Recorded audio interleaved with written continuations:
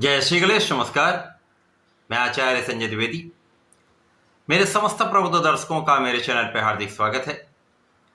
प्रिय दर्शकों, आज मैं मंगल के राशि परिवर्तन प्रभाव को लेकर आपके सम्मुख उपस्थित हूं।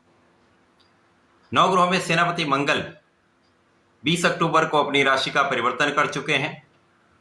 वर्तमान समय में अपने मित्र चंद्रमा की राशि कर्क राशि में प्रवेश कर चुके हैं, परंतु यहां पर मित्रवत राशि में होते हुए भी मंगल नीच राशि में होंगे।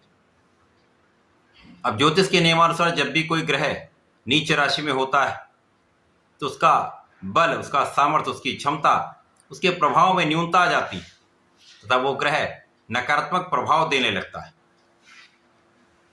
अब इस संपूर्ण जगत में ऊर्जा का संचार करने वाले, ऊर्जा का प्रवाह करने वाले मंगल, जो सैन्य क्षमताओं के कारक हैं, पराक्रम के कारक हैं, साहस के कारक हैं, सेनापति हैं, तो उसी के अनुसार इनका सामर्थ्य भी है, क्षमता भी है। परंतु इसके साथ साथ मंगल क्रोध के भी कारक हैं, वाद विवाद के भी कारक हैं, रक्त के भी कारक हैं। तो अच्छे गुणों के साथ साथ कुछ नकारात्मक प्रभाव भी है। अब मंगल जब नीच राशि में होंगे तो कुछ अच्छे प्रभाव मिल सकते हैं, क्योंकि यहां पर कुछ राशियों के लिए मंगल का नीच भंग हो रहा है। आज मैं कन्या राशि के लिए मंगल के इस राशि परिवर्तन का किस प्रकार का प्रभाव प्राप्त होगा, किन भावों में वृद्धि होगी, अथवा कहीं पर कोई समस्या तो उसका क्या निराकरण है, संपूर्ण विश्लेषण मैं पूर्ण तर्क के साथ करने जा रहा हूं। प्रिय दर्शकों, इस राशिफल को आप अपने लग्न तथा राशि दोनों के अनुसार देख सकते हैं। 20 अक्टूबर को प्रारंभ होकर मंगल का ये राशि परिवर्तन एक लंबी अवधि के लिए है। 21 जनवरी 2025 तक ये गोचर काल रहने वाला है।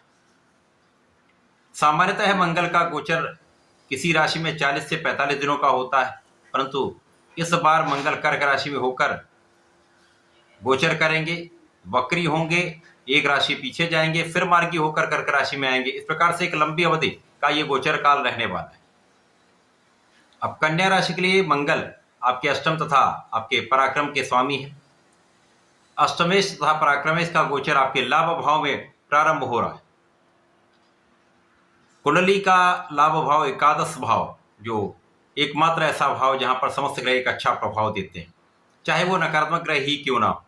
अब मंगल यहाँ नीच राशि में होकर भी कुछ न कुछ लाभ यहाँ पर देने वाले हैं, परंतु सावधानियां भी आपको रखनी होगी, क्योंकि यहाँ पर कुछ समस्याएं भी हो सकती।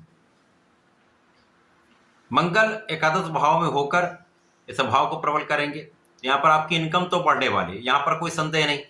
लाभ में वृद्धि होगी। आपका जब लाभ बढ़ता है तो यहाँ पर आपको सावधानी कहाँ पर रखनी है, किसी भी येन केन प्रकार लाभ से बचना होगा। निष्ठा से अपने कार्य करिए।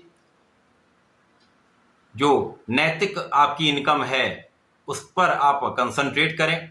किसी भी प्रकार से इधर उधर की जो आय है उससे बचने का प्रयास करें, क्योंकि यहाँ पर बहुत आपको न्यायोचित रहना है। किसी प्रकार के अनैतिक धन से आपको बचना ही चाहिए, क्योंकि इस समय धन तो आपको बड़ा प्राप्त हो सकता है, बड़े धन की प्राप्ति होगी, परंतु इस समय में धन उतना ही व्यय भी होगा। धन के सही इन्वेस्टमेंट में आपको ध्यान देना होगा, क्योंकि धन का गलत इन्वेस्टमेंट आपके धन की हानि भी करा सकता है। तो अच्छा भी हो रहा है, यहाँ पर कुछ नकारात्मक प्रभाव भी मिल रहा है। परिवार के मध्य में आपका लाभ बढ़ेगा, परिवार से आपको लाभ मिलेगा, परिवार संपत्ति से आपको लाभ मिलेगा, परंतु आपकी वाणी के कारण परिवार के मध्य में समस्या भी उत्पन्न हो सकती है। आपसी सामंजस्य बनाकर आपको चलना पड़ेगा। परिवार के मध्य में बहुत संयमित आपको रहना होगा। अपने क्रोध पर पूर्ण रूप से नियंत्रण रखना होगा।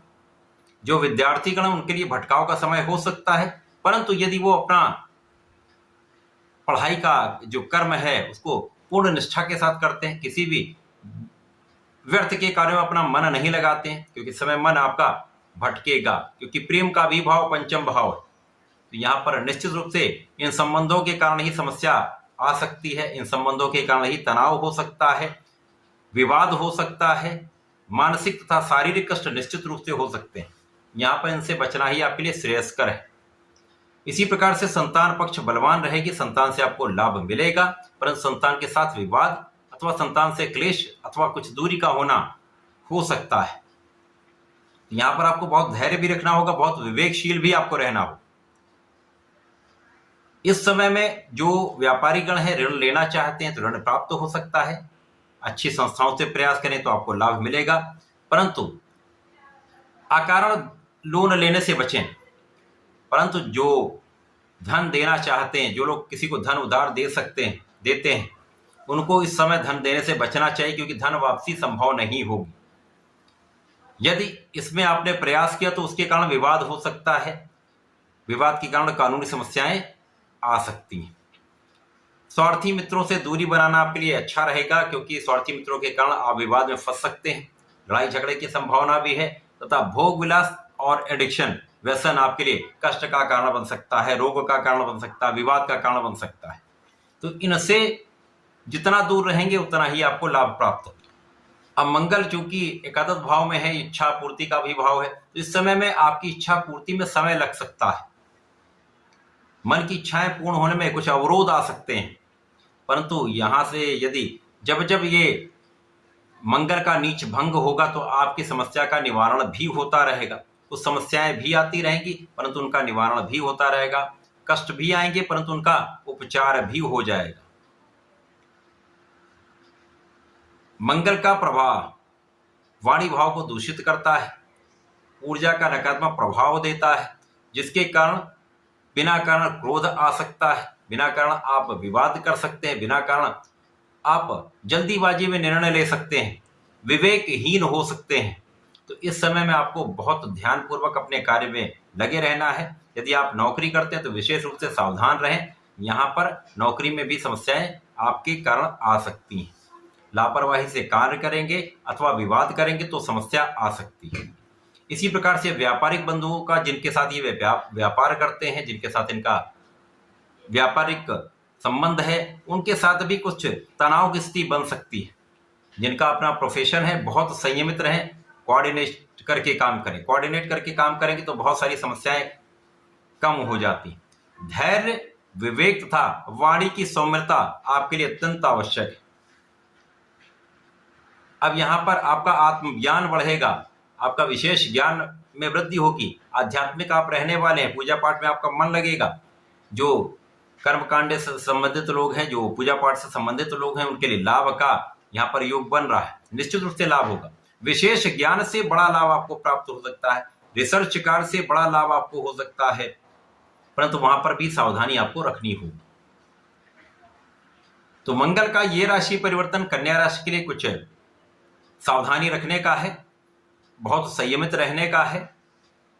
कुछ लाभ अवश्य मिलेंगे, परंतु इस पूरे समय में आपको गणपति जी के शरण में रहकर संकट नाशन गणेशोत्तम का नित्य कम से कम एक बार तो पाठ अवश्य कर लेना है। इसके साथ ही साथ प्रत्येक मंगल शनिवार को हनुमानाष्टक तथा बजरंग बाण संकल्प लेके करिए, कष्ट दूर होंगे, व्यवधानों से आप बचेंगे, समस्याओं से बहुत कुछ बचाव हो जाएगा, कार्यों में भी लाभ आपको प्राप्त होगा। तो ऐसा करके समय का लाभ लें। धन्यवाद, नमस्कार।